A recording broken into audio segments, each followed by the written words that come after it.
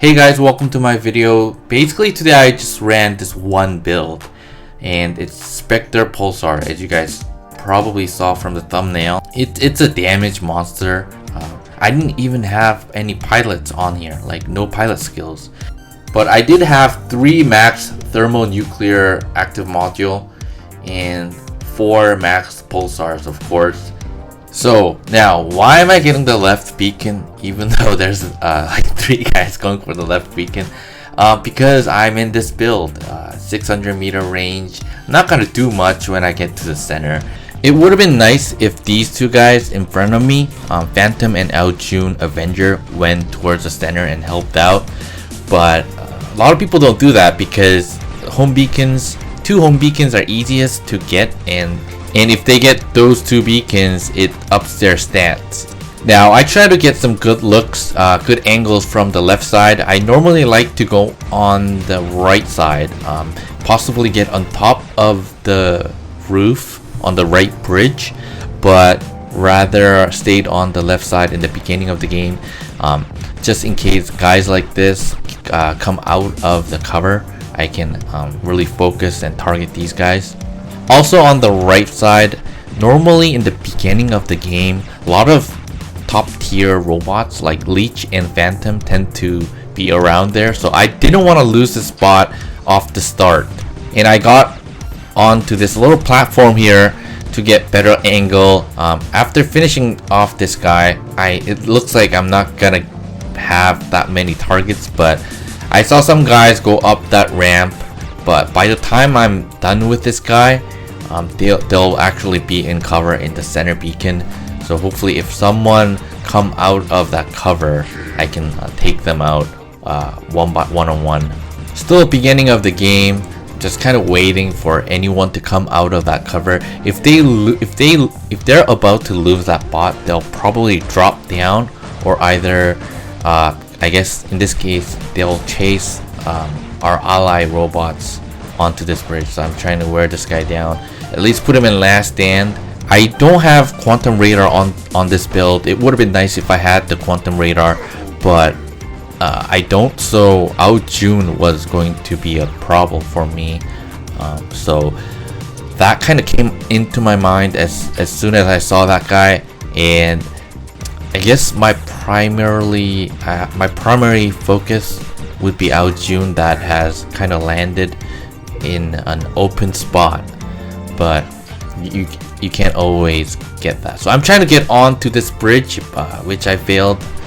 A little short, but I'm kind of glad that I failed because that Leech was actually pushing more than what I expected. So a lot of my teammates are engaging onto this guy, which is good. Hopefully I can lock this guy down, or at least put him in last stand. He's in last stand. And with this build, you kind of have to rely on your teammates' sprawlers. So I look back, there was one guy engaging to that guy, and I kept on camping onto the left side. But man, this thing does so much damage, and it locks down as well. A lot of people requested Basil, that legendary pilot that helps you do extra damage onto weapons that does over 800 meter. And a lot of people requested Leech with the Molot T with Basil on it. But I personally think this is better. I think the Pulsar is better because I know there's gonna be diffuser, I think that's what it's called, module for the Titans, so that they don't really get affected by lockdowns. But I mean, they don't have a complete they're not completely immune to lockdown, so they get locked down fairly easily, and you can lock Titans down with this. And Molots have like 10 seconds reload, and this only has 5 seconds, right?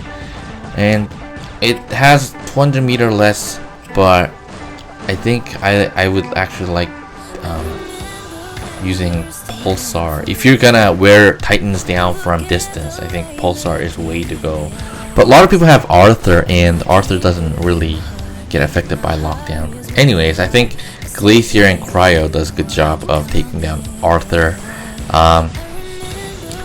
kind of got annoyed by this phantom here on the left because it is really preventing me from camping. Phantom is pretty tanky, so it's got resistance and everything, so it can like teleport back. It's pretty fast, so I'm actually trying to find a better cover against this phantom. Hopefully I have that heal, so I jump back, try to get better angle to kill this guy, but he's in a cover. If he does start doing a lot of damage, I was gonna drop down, but I dropped down because he was shooting igniters. So I guess I was kind of pushed by this phantom and was kind of forced to go on to the right side and start doing damage there. And I saw a lot of guys spawn into their bridge spawn, so hopefully I do some damage to this guy, but he was in cover. So my next plan was basically go on this bridge and hopefully take some guys out and see if I can get some good shots. I'll take it. If no one's on this bridge, then it means that they'll come from the center. They'll come from the center and go up the ramp toward the center beacon to get that center beacon. So it'll be better for me to go on the roof. Now it's basically time for me to go on the roof, and from the Griffin days, it was always fun to go on the roof and kind of shoot enemies down while no one can shoot me down. But I was kind of glad to see that Ao Ming there, because a lot of people were asking me what to counter the Ao Ming with, and Ao Ming is definitely like one of the toughest bot to counter. I don't know if you can call that a bot. It's a Titan. So anyways, I'm landing some good shots here, but however, like multiple guys were shooting at it, so maybe that wasn't a good representation, but at least you guys get to see what three thermonuclear Pulsar Spectre can do to Titan. I would actually want to do a Molot Spectre or Molot Leech video with Basil, but I don't have Molot Tees on my account, so, and hopefully I'll do a couple other videos and eventually get to Molot T builds, I guess, with Basil. But I think doesn't like Ballista and Pulsar have like just a lot better DPS? I'm not sure. If you know, let me know in the comments below. This game is pretty much wrapped up.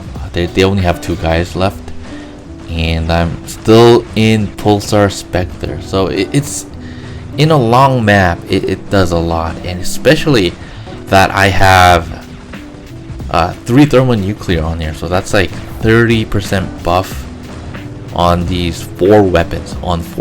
And I have attack booster on, and I don't even have pilot skills because I don't have a pilot assigned on here. So I realized that after the game, but still, this thing, 600 meter, it's a damage monster. I personally think it's kind of better on the Spectre unless you're playing in like a heavy clan battle, because with the jump, like you can get up here, you can get so much more better angles. So that's why I think the Spectre is better. But Spectre just does die fairly quickly if you're not careful enough. So that wrapped up the game here. Let's see the score. I know the score because it's post commentary, but and yeah, 2.28 million damage, 7 kills, one beacon. That's probably the home beacon. So thank you guys for watching. If you haven't subscribe for more contents, and if you like the video, give it a thumbs up. See you guys on the next video.